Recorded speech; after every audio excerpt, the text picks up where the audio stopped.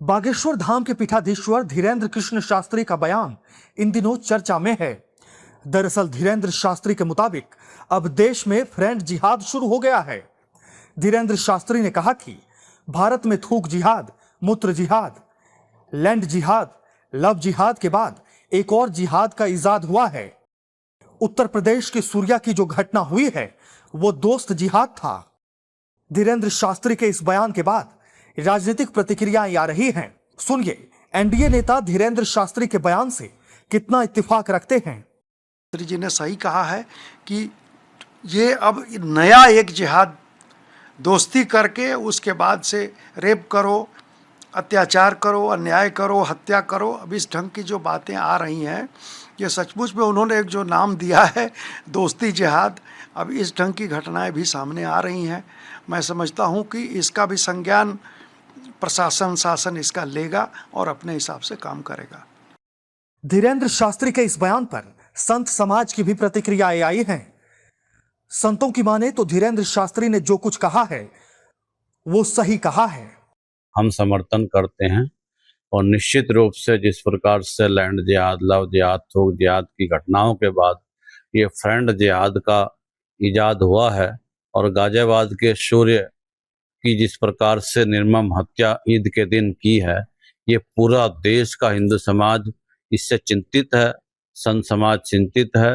हिंदू समाज को अपने नवयुवकों को, नवयुवतियों को सावधान रहने की आवश्यकता है।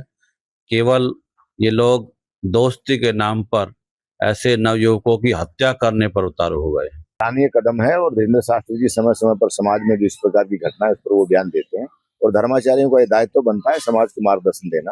और मेरा सरकार से और राजनेताओं से भी आग्रह है कि दोनों धर्मों के बड़े धर्माचार्यों की एक ज्वाइंट मीटिंग होनी चाहिए।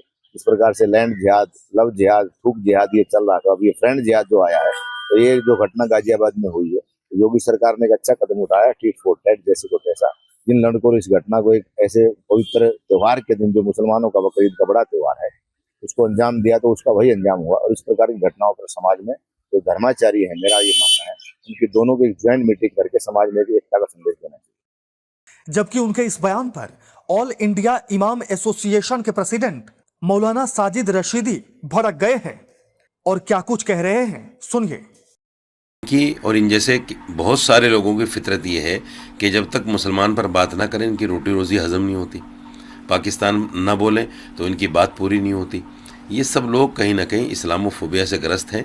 मुसलमानों की नफ़रत इनके दिल में बैठ चुकी है। हालांकि कुछ पहले इनके बयानात अच्छे आने शुरू हो गए थे, देश को बचा लो नहीं तो अनर्थ हो जाएगा, फलां होगा, ये होगा, गलत हाथों में देश है, इस तरह की बातें कर रहे थे। अब फिर हो सकता है कोई दबाव उबाव किसी तरह का हो, फिर इसी तरह के बयान देने शुरू कर दिए। मैं इस बयान की निंदा करता हूँ। बहरहाल धीरेंद्र शास्त्री के फ्रेंड जिहाद वाले बयान के बाद यह मुद्दा चर्चा का विषय बन गया है। दिल्ली से सटे खोड़ा में बकरीद के दिन सूर्या की हत्या कर दी गई थी। उसके बाद से ही नेता और धीरेंद्र शास्त्री के बयान आ रहे हैं।